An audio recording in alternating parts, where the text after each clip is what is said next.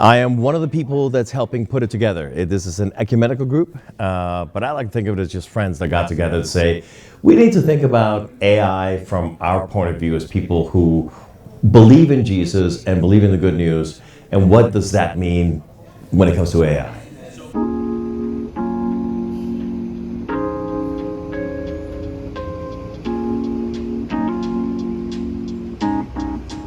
She's an engineer, but has also held roles that have allowed her to design solutions across engineering, marketing, operations, merchandise, supplier management, all of it effectively delivering systems to serve teams and customers alike.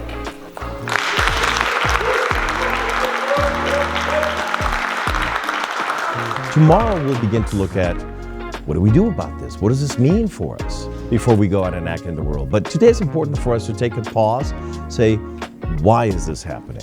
We began this morning by looking at artificial general intelligence. Not whether or not it's coming or not, there's still some debate on that.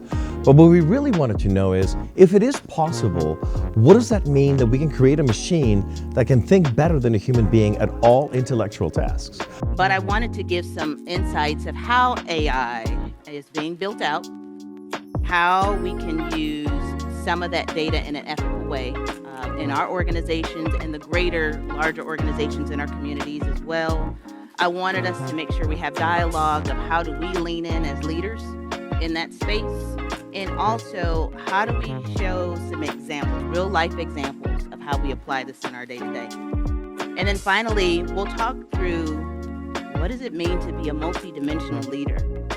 Now, a lot of you in this space know what I'm talking about. That's, we show up mentally, physically, emotionally, spiritually in our spaces.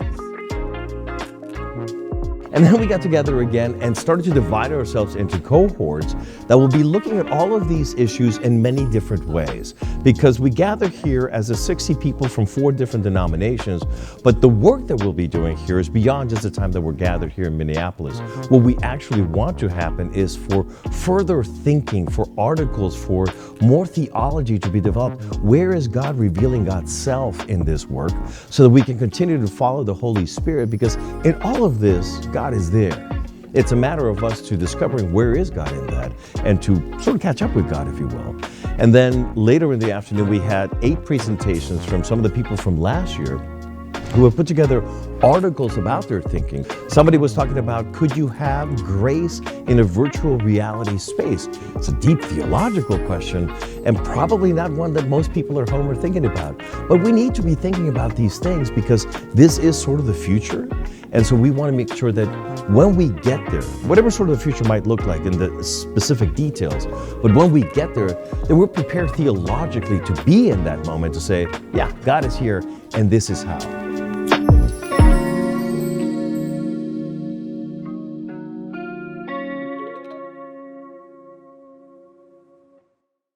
Outlines of our sermons and drafts, the preaching is not content delivery.